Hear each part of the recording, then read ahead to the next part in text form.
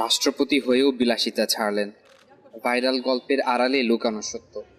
ক্রোয়েশিয়ার এক নারী রাষ্ট্রপতির শপথ নেওয়ার পরই বিক্রি করে দিলেন নিজের জেট বিমান, মন্ত্রীদের ৩৯টি বিলাসবহুল গাড়ি, নিজের বেতন নামিয়ে আনলেন সাধারণ শ্রমিকের পর্যায়ে। এমনকি ১.২ কিলোমিটার পথ হেঁটে অফিসে যান। শুনতে কেমন লাগে? একজন আদর্শ নেতার গল্প, নাকি নিখুঁতভাবে বানানো এক ভাইরাল মিথ্যা?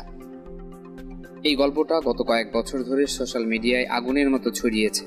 অনেকে বলেছেন, দেখো, একজন নেতা হলে এমনই হওয়া উচিত। কিন্তু প্রশ্ন হচ্ছে, এটা কি সত্যি ঘটেছিল? চলুন একে একে যাচাই করি। প্রথমত, এই গল্পে যাকে দেখানো হয় তিনি হলেন ক্রোয়েশিয়ার সাবেক প্রেসিডেন্ট গোলিন্দা গ্রাবার জিতারোভিক। তিনি নিঃসন্দেহে একজন শিক্ষিত ও দক্ষ রাজনীতিবিদ। The whole security environment of Southeast Europe. It's 20 years since the Dayton Peace Accords were signed by the leaders of Bosnia, Serbia and Croatia. And as you say, we seem to have reached an impasse. How do you break that impasse then? Cambridge সহ বিভিন্ন প্রতিষ্ঠানে পড়াশোনা করেছেন, আন্তর্জাতিক রাজনীতিতে কাজ করেছেন এবং ২০১৫ সালে ক্রোয়েশিয়ার প্রেসিডেন্ট নির্বাচিত হন। কিন্তু তিনি কি সত্যি নিজের জেট বিক্রি করেছিলেন? বাস্তবতা হলো, এমন কোনো নির্ভরযোগ্য প্রমাণ নেই।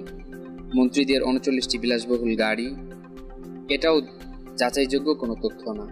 নিজের বেতন শ্রমিকের সমান করে দিয়েছেন, এটাও একটি ভাইরাল দাবি, কিন্তু সত্য নয়। এমনকি ওয়াশিংটন পোস্ট এই খবর দিয়েছে, এই দাবিরও কোনো সত্যতা খুঁজে পাওয়া যায়নি। তাহলে প্রশ্ন আসে, এই গল্প এলো কোত্থেকে? বিশ্লেষকরা বলছেন, এটা মূলত সোশ্যাল মিডিয়ার তৈরি একটি আইডিয়াল লিডার ন্যারেটিভ, যেখানে মানুষের হতাশা, ক্ষোভ এবং স্বপ্ন সবকিছু মিলিয়ে তৈরি করা হয় এক নিখুঁত নেতার কল্পচিত্র। মানে, মানুষ যেমন নেতা চায় ঠিক তেমন একজনকে বানিয়ে ফেলা হয়েছে গল্পের মাধ্যমে। কিন্তু এখানে একটা গুরুত্বপূর্ণ দিক আছে। গল্পটা মিথ্যা হলেও এটা আমাদের সমাজের একটা বাস্তব চাহিদা তুলে ধরে। মানুষ চায় ক্ষমতায় থেকেও সরল জীবন, জনগণের কাছে থাকা, নেতৃত্ব, বিলাসিতা ত্যাগ করা। রাজনীতি এবং ঠিক এই আবেগকে ব্যবহার করেই এই ধরনের ভাইরাল গল্প ছড়িয়ে পড়ে। শেষ প্রশ্নটা আপনার জন্য, আপনি কি মনে করেন বাস্তবে এমন নেতা পাওয়া সম্ভব, নাকি আমরা শুধু গল্পেই তাদের খুঁজে পাই? কমেন্টে লিখে জানাতে পারেন আপনার মতামত।